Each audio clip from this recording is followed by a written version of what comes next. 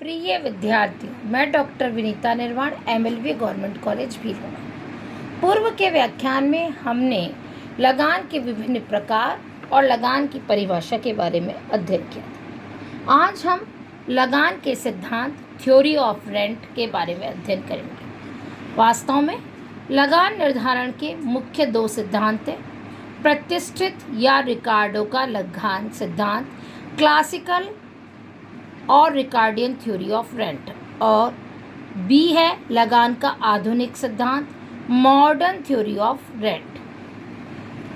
ए है प्रतिष्ठित या रिकार्डो का लगान सिद्धांत, क्लासिकल और रिकार्डियन थ्योरी ऑफ रेंट। रिकार्डो से पहले प्रकृतिवादी अर्थशास्त्रियों ने लगान संबंधी अनेक विचार प्रस्तुत करते हुए यह कहा कि कृषि ही एकमात्र ऐसा क्षेत्र है जहां अतिरेक उत्पन्न होता है, क्योंकि इसमें प्राकृतिक तत्वों का योगदान होता है। साथ ही साथ इसके अतिरिक्त मानव पर प्रकृति का दयालु होना भी लगान का मुख्य कारण है, जबकि एडम स्मिथ एवं मॉल्थस ने भी इससे मिलते जुलते विचार ही प्रस्तुत किए थे।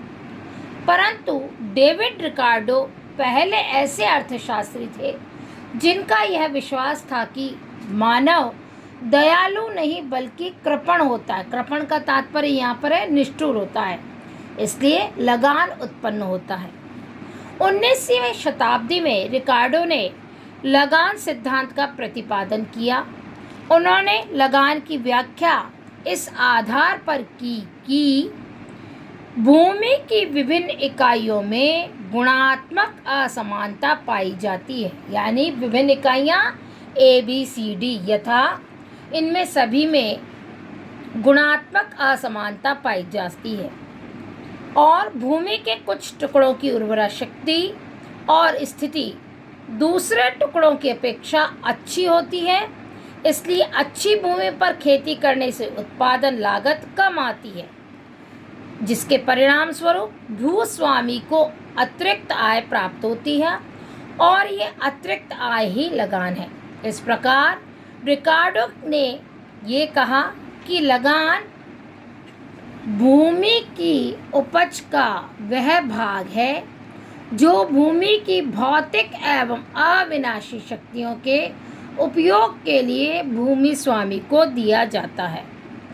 इस प्रकार रिकार्डो ने भूमि को विभाजित किया विभिन्न श्रेणियों में, जैसे कि ABCD। हम देखते भी हैं कि A भूमि पर अधिक उत्पादन होता है, या कंपैरेटिवली B भूमि पर C की अपेक्षा अधिक उत्पादन होता है। ऐसी स्थिति में A भूमि पर अतिरिक्त आय अधिक प्राप्त होगी, B पर A की अपेक्षा कम, और C पर B की अपेक्षा कम प्राप्त होगी। इस प्रकार विभिन्न भूमियों के विभिन्न टुकड़ों पर प्राप्त होने वाली आय, जो कि लगान के रूप में प्राप्त होती है, उनकी उर्वरा शक्ति और गुणवत्ता पर निर्भर करती है। इस आधार पर रिकार्डो के लगान सिद्धांत की कुछ मान्यताएं भी हैं, यानी assumptions of Ricardian theory of rent. ए है भूमि की कुल पूर्ति समाज की दृष्टि में सीमित होती है, अर्थात यह मान के चला है रिकार्डो कि भूमि की कुल पूर्ति अपेक्षाकृत सीमित होती है। नेक्स्ट है भूमि का प्रयोग ऐतिहासिक क्रम में ही किया जाता है, जैसे कि सर्वप्रथम उर्वरक भूमि और उसके बाद कम उर्वरक भूमि का प्रयोग किया जाता है, या सर्वश्रेष्ठ भूमि सर्वप्रथम कृषि की जाती है और उससे इन्फीरियर यानी जो निकृष्ट है भूमि, उसको सबसे अंत में काम में लिया जाता है। नेक्स्ट है भूमि की उर्वरता और स्थिति में भी भिन्नता पाई जाती है। तात्पर्य यह है कि प्रत्येक भूमि की स्थिति प्रत्येक क्षेत्र विशेष से अलग अलग होती है, अर्थात उस पर मिलने वाले लगान पर उस स्थिति का भी प्रभाव पड़ता है, और प्रत्येक भूमि की उर्वरा शक्ति में भी भिन्नता पाई जाती है। नेक्स्ट है भूमि का विशिष्ट उपयोग, अर्थात अगर भूमि का विशिष्ट उपयोग अन्न पैदा करने के लिए किया जाता है, तो ऐसी स्थिति में अन्यथा वह बेकार ही पड़ी रहेगी। नेक्स्ट है, लगान केवल भूमि पर ही प्राप्त होता है, अन्य साधनों पर लगान प्राप्त नहीं होता है। नेक्स्ट है, भूमि की उर्वरा शक्ति मौलिक एवं अविनाशी है, यानी यह कभी नष्ट नहीं होती है। वस्तु बाजार में पूर्ण प्रतियोगिता है, जिसके कारण संपूर्ण बाजार में अनाज की कीमत एक समान निश्चित होती है। साथ ही साथ रिकार्डो यह भी मानते हैं कि कृषि में उत्पत्ति ह्रास नियम लागू होता है, जो हम पूर्व में पढ़ चुके हैं। नेक्स्ट है, यह सिद्धांत दीर्घ काल में भी लागू होता है। और साथ ही साथ रिकार्डो यह भी मानते हैं कि जनसंख्या वृद्धि होने पर अनाज की मांग में भी वृद्धि होती है। अब है, रिकार्डो ने लगान की व्याख्या के सिद्धांत के संबंध में 3 शीर्षकों के अंतर्गत व्याख्या की है। ए है विस्तृत खेती लगान, बी गहरी खेती में लगान, और सी स्थिति एवं लगान। विस्तृत खेती में लगान, रेंट अंडर एक्सटेंसिव कल्टीवेशन। विस्तृत खेतों का अभिप्राय भूमि की मांग बढ़ने पर अधिक भूमि क्षेत्रों में खेती की जाने से है, या दूसरे शब्दों में हम यह कह सकते हैं कि भूमि के विस्तार द्वारा उपज में वृद्धि करने की प्रक्रिया को विस्तृत खेती कहते हैं। रिकार्डो विस्तृत खेती में भेदात्मक लगान की धारणा को पूर्ण मान्यता के साथ लेकर चलते हैं, और वह मानते हैं कि एक द्वीप में जैसे कि अनेक भूखंड उपलब्ध है, जिनकी उर्वरता, गुणवत्ता और स्थिति आदि में भिन्नता पाई जाती है। इसलिए सर्वोत्तम श्रेणी भूमि की उर्वरता सर्वाधिक होती है, जहाँ श्रम एवं पूंजी एक निश्चित मात्रा में अधिकतम उत्पादन करने में समर्थ होते हैं, और उर्वरता के आधार पर भूखंडों का सर्वोत्तम श्रेणी से लेकर निम्नतम श्रेणी तक विभाजन किया जाता है। इस प्रकार रिकार्डो ने निम्नतम उर्वरता वाली भूमि को सीमांत भूमि यानी मार्जिनल लैंड के रूप में परिभाषित किया, और श्रेष्ठ भूमियों को अधिसीमांत भूमि इंट्रा मार्जिनल लैंड कहा। सीमांत भूमि पर कोई अतिरेक उत्पन्न नहीं होता, क्योंकि इस भूमि पर प्राप्त आगम खेती की लागत के बराबर ही होता है। रिकार्डो द्वारा विस्तृत खेती लगान की दी गई व्याख्या को हम एक उदाहरण द्वारा समझ सकते हैं। रिकार्डो ने कहा कि किसी भूभाग में 4 प्रकार की भूमियाँ अर्थात ए, बी, सी और डी क्रमशः उपलब्ध है। सबसे पहले किसान क्या करेगा? सर्वश्रेष्ठ भूमि अर्थात ए पर कृषि प्रारंभ करता है और इस पर लगभग 100 क्विंटल उत्पादन करता है। कुछ समय पश्चात एक और जनसंख्या में वृद्धि होने से खाद्यान्नों में की मांग में भी वृद्धि होती है, और साथ ही साथ दूसरी तरफ कृषि में उत्पत्ति ह्रास नियम की क्रियाशीलता के परिणाम स्वरूप ए भूमि का उत्पादन घट जाता है। ऐसी स्थिति में सीमांत उत्पादन घटने के कारण किसान अतिरिक्त मांग की पूर्ति हेतु बी, सी और डी भूमि पर कृषि आरंभ करता है, और इन पर क्रमशः 75 क्विंटल, 50 क्विंटल, 25 क्विंटल यानी 75, 50 और 25 के लगभग उत्पादन प्राप्त करता है, जो कि इस तालिका में साफ देखने को मिल रहा है। अब ऐसी स्थिति में क्या करता है कि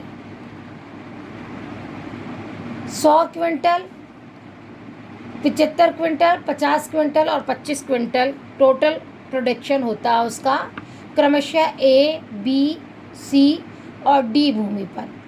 और लगान का एक सूत्र है, वो यह है फॉर्मूला कि अधिसीमांत भूमि का उत्पादन माइनस सीमांत भूमि का उत्पादन। ऐसी स्थिति में विस्तृत खेती में भेदात्मक लगान की व्याख्या को हम इस तरह से भी समझ सकते हैं कि जैसे 100 क्विंटल उत्पादन किया ए पर और सीमांत उत्पादन था हमारा 40 क्विंटल। ऐसी स्थिति में लगान उत्पन्न होगा हमारा 60, जो कि हम ए भूमि पर प्राप्त करेंगे। बी भूमि पर उत्पादन हुआ 80 और सीमांत उत्पादन है 40, अर्थात 40 के बराबर लगान मिलेगा बी भूमि पर। सी भूमि पर मिलेगा 60 उत्पादन और 40 है सीमांत उत्पादन, अर्थात हमें मिलेगा 20 के बराबर लगान।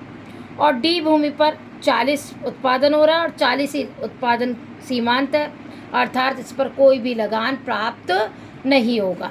ऐसी स्थिति में हम क्या करेंगे कि ए सबसे उत्कृष्ट श्रेणी वाली और डी सबसे निकृष्ट श्रेणी वाली भूमि में विभाजन होगा। इस आधार पर हम एक चित्र यह भी समझा सकते हैं, जैसा कि इस तालिका के आधार पर MC यानी मार्जिनल कॉस्ट है, AC एवरेज कॉस्ट है, OX पर हमने क्या लिया, उत्पादन की मात्रा ली, और OY पर हमने लिया लागत, आगम और लगान। और ऐसी स्थिति में ए भूमि पर जो उत्पादन हो रहा है, AC जो है हमारा MC से क्या है, अधिक है, QE हमारा इक्विलिब्रियम पॉइंट है। ऐसी स्थिति पर हमारी जो लगान है PMEC के बराबर प्राप्त हो रही है और बी भूमि पर हमारे प्राप्त होने वाला लगान है BMEC। सी पर हमें मिल रहा है लगान PMEC और डी पर हमें लगान कुछ भी प्राप्त नहीं हो रहा है, क्योंकि इक्विलिब्रियम बिंदु पर MC और AC दोनों बराबर है और AR और MR भी बराबर है। ऐसी स्थिति में अगर हम चित्र का अवलोकन करें तो हमें ए भूमि पर प्राप्त होने वाला PMEC का भाग बी भूमि पर प्राप्त होने वाले PMEC से अधिक है और बी भूमि पर प्राप्त होने वाला लगान PMEC सी भूमि पर प्राप्त होने वाले लगान PMEC से अधिक है। इस प्रकार श्रेणियों के आधार पर, गुणवत्ता के आधार पर ए भूमि सबसे श्रेष्ठ, बी भूमि द्वितीय नंबर पर, सी भूमि तृतीय पर और डी ऐसी भूमि है जिस पर हमें कोई लगान प्राप्त नहीं हो रहा है। रिकार्डो द्वारा भूमि विभाजन के आधार पर हमने रेखाचित्र निरूपण के आधार पर यह अध्ययन किया कि ए भूमि सर्वश्रेष्ठ भूमि है और डी भूमि सबसे निकृष्ट भूमि है। इसी उदाहरण को हम विस्तृत खेतों में भेदात्मक लगान की व्याख्या के आधार पर तालिका के रूप में और बार डायग्राम के रूप में भी समझा सकते हैं। तालिका के रूप में भूमि की श्रेणी A, B, C और D 4 प्रकार की है। कुल उत्पादन जो हो रहा है, ए भूमि पर 100 क्विंटल, बी भूमि पर 80, सी पर 60 और डी पर 40।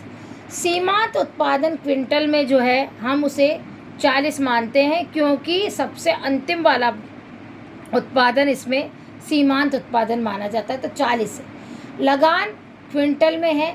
जब हम 100 क्विंटल उत्पादन कर रहे हैं और मार्जिनल खेती जो हमारी है या हम मार्जिनल प्रोडक्शन जो कर रहे हैं वो हमारा 40 है, तो ए पर मिलने वाली लगान हमारी 60 हुई, बी पर मिलने वाली लगान 80 माइनस 40 40 हुई, सी पर मिलने वाली लगान 60 माइनस 40 20 हुई और चूंकि डी पर मिलने वाला लगान 0 होगा, क्योंकि सीमांत उत्पादन और कुल उत्पादन दोनों बराबर है।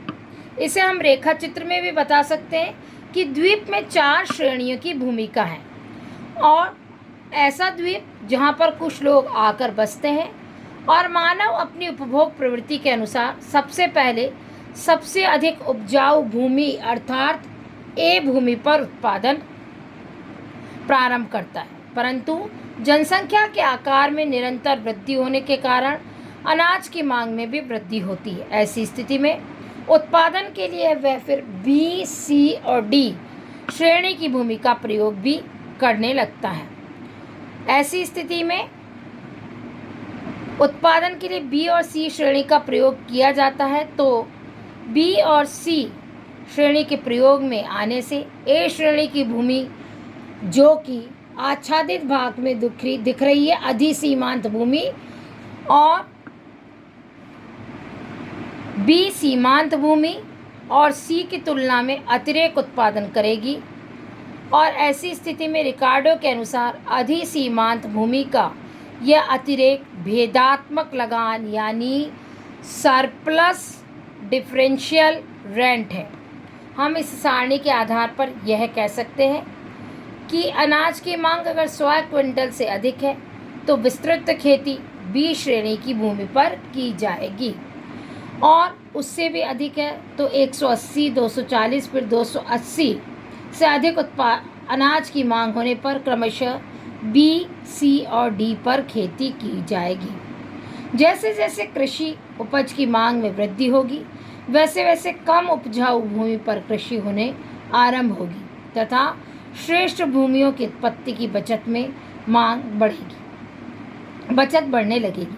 ऐसी स्थिति में लगान में भी वृद्धि होगी और इस प्रकार हम ये कह सकते हैं कि विस्तृत खेती के अंतर्गत ओ एक्स अक्ष पर भूमि की श्रेणियां और ओ वाई अक्ष पर उत्पादन क्विंटल में लिया गया है और डी श्रेणी सीमांत भूमि है जिस पर कुछ भी उत्पादन होने पर हमें लगान प्राप्त नहीं हो रहा है या हम ये कहें सीमांत भूमि पर कोई लगान प्राप्त नहीं हो रहा है और सीमांत भूमि के अतिरिक्त ए, बी और सी पर क्रमशः हमें 60, 40 से 100 के बीच 60, 40 से 80 के बीच 40 और 40 से 60 के बीच 20 के बराबर हमें लगान प्राप्त हो रहा है। ऐसी स्थिति में डी श्रेणी भूमि का कोई लगान उत्पन्न नहीं हो रहा है और इस भूमि की उत्पादन लागत एवं बाजार मूल्य दोनों ही एक समान रहेंगे। सिद्धांत का दूसरा भाग है गहन खेती में लगान, रेंट अंडर इंटेंसिव कल्टीवेशन। इसके अंतर्गत गहन खेती से आशय भूमि का क्षेत्रफल सीमित होने के कारण उसमें श्रम एवं आधुनिक कृषि तकनीकों एवं मशीनों के प्रयोग में वृद्धि के द्वारा उत्पादन बढ़ाने के प्रयास से है।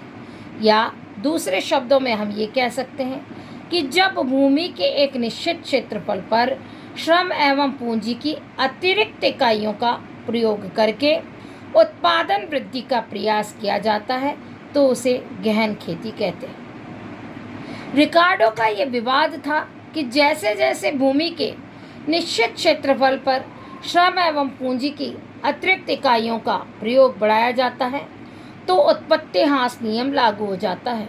ऐसी स्थिति में भूस्वामी अपनी भूमि के निश्चित क्षेत्रफल पर श्रम एवं पूंजी की अतिरिक्त इकाइयाँ तब तक लगाता जाएगा जब तक कि सीमांत उत्पादन का मूल्य एवं उत्पादन की लागत समान न हो जाए। श्रम एवं पूंजी की इस मात्रा को सीमांत मात्रा मार्जिनल डोज कहा जाता है जिस पर कोई बचत प्राप्त नहीं होती। पूर्व सीमांत मात्राओं पर लगान या बचत प्राप्त होती है।